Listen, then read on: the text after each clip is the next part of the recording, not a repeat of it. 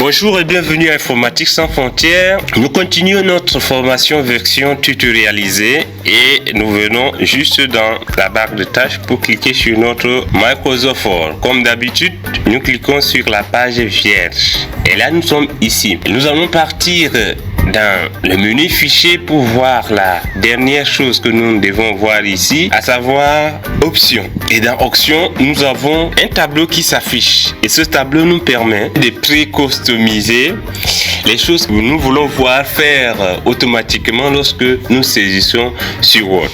Alors, nous allons venir dans généraliser. Donc, généralité, nous avons optimisé afin d'obtenir les meilleures apparences. Ça, il faut cliquer sur OK. Nous, on a choisi ici parce qu'il faudrait que ça soit toujours la meilleure apparence pour ne pas vous embêter. Afficher les mini-barres d'outils lors de la sélection. Ça aussi, nous allons cliquer. Afficher l'aperçu instantané. Ça, il faut aussi cocher et à mettre à jour le contenu du document pendant leur déplacement. Ça aussi, il faut le cocher. Mais réduire le ruban automatiquement, je crois que ça ne vaut pas la peine de cocher parce que comme les débutants, ça peut vous embêter. Réduire les zones de recherche Microsoft par défaut. Ça aussi, il faut laisser. Le nom et l'initial, tout ça, ça dépend de vous. Vous pouvez écrire votre nom ici et puis écrire l'initial pour que ça puisse apparaître quelque part ici. Toujours utiliser ces valeurs quel que soit l'état de connexion à Office. Arrière-fond, c'est calligraphie. Donc je vous ai dit déjà, vous pouvez mettre les cercles, tout ça, où vous pouvez ne pas mettre quelque chose du tout, c'est possible. Gris foncé, nous avons déjà vu. Nous allons partir dans affichage et affichage, c'est afficher un espace entre les pages en mode page. Donc c'est bien de cocher. Si vous ne cochez pas, toutes vos pages seront toutes blanches, il n'y aura pas d'espace entre les pages et ce n'est pas bien. Afficher les marques du surligneur, ça aussi c'est important. Afficher les infos bulles de documents sur le pointage, c'est aussi important. La tabulation, je crois qu'il faut laisser tout ça comme ça, mais ancrage d'objet, je crois qu'il faut noter parce que ça vous permet de déplacer un objet d'un lieu à un autre. Afficher toutes les marques de mise en forme, ça aussi, si vous voulez, vous pouvez cocher simplement. Imprimer les dessins créés dans Word, ça c'est normal de le faire parce que si vous mettez une image en arrière-fond et que vous ne cochez pas, ça ne va pas s'imprimer. Imprimer les couleurs et images d'arrière-plan, ça aussi il faut cocher, c'est important. Imprimer les propriétés du document, ça il faut pas cocher. Imprimer le texte masqué, là aussi il faut pas cocher. Mettre à jour les champs avant l'impression, là il faut laisser mettre à jour les données liées avant l'impression. Laissez également. Ce qui est intéressant, c'est la vérification. Donc, il y aurait les mots en majuscules. Il faut décocher parce que si vous cochez, vous pouvez écrire avec des erreurs en majuscules, mais ça ne va pas souligner. Il y aurait les mots qui contiennent des textes. Là, moi, j'ai coché. Il y aurait les chemins d'accès au fichier. Là aussi, moi, j'ai coché. Signaler les répétitions au moyen d'un indicateur. Donc, là, il faut cocher également. Sinon, vous pouvez écrire deux mots et puis ça va laisser. Majuscule accentué, il faut cocher parce que maintenant il n'y a pas moyen de mettre quelque chose sans accent sous prétexte que ce soit en majuscule. Suggérer à partir du dictionnaire principal. On peut également cocher mots de français, orthographe, etc. Arabe, il faut aussi cocher les deux derniers. Vérifier l'orthographe au cours de la frappe.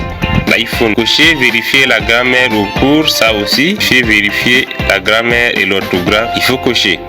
Afficher les statistiques de lisibilité. Il faut aussi cocher parce que quelque part en bas ici, vous avez besoin de statistiques pour pouvoir regarder combien de mots vous avez déjà écrit. C'est important dans certains cas. Après, nous allons partir dans enregistrement. Ça concerne enregistrement automatique. Là, maintenant, moi, ça enregistre à chaque 10 minutes. Alors, 10 minutes, c'est beaucoup quand même. Je vais essayer de le réduire à 2 minutes. Je crois que c'est bon.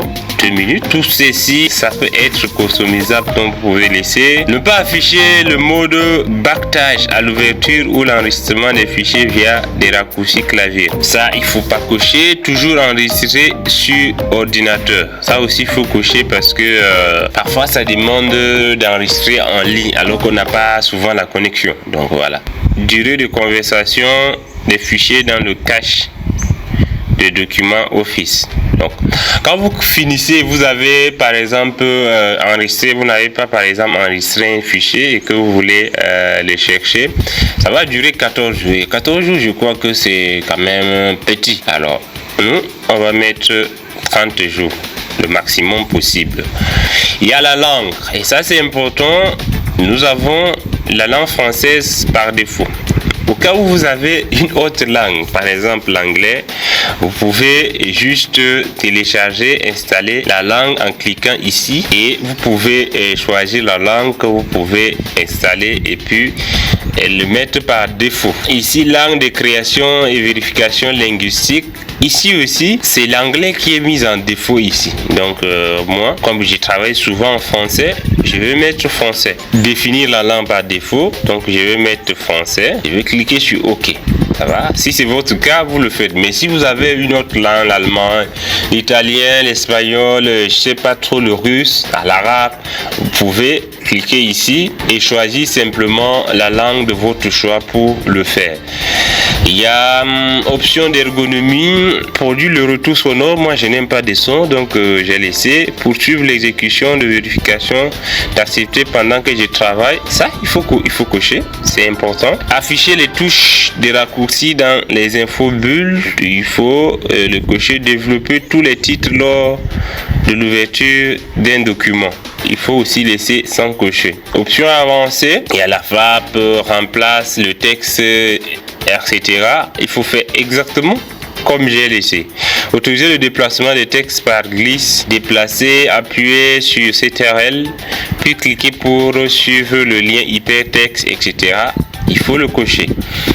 Ça permet que si vous avez un lien qui vous a donné sur Word, vous cliquez juste sur CTRL et vous cliquez dessus, ça vous renvoie sur internet. Et le reste, nous allons laisser tel quel parce qu'il n'y a rien de particulier qu'il faut remplacer. Il y a le ruban ici, là il y a le mode développeur ici que normalement c'est resté là. Bon, moi je travaille un peu avec le mode développeur, donc j'ai coché. Mais il y a toute une panoplie de choses ici que normalement le mode par défaut peut déjà faire l'affaire. Barre d'outils après rapide, complément, gestion de centre, tout ça, il faut laisser comme ça. Vous pouvez prendre le temps pour lire, comprendre qu'est-ce qu'ils disent là-bas avant de cocher ou ne pas cocher. Une fois que vous avez fait ceci, vous allez cliquer simplement sur OK. Ça va? Veuillez démarrer l'office. Donc nous allons juste cliquer.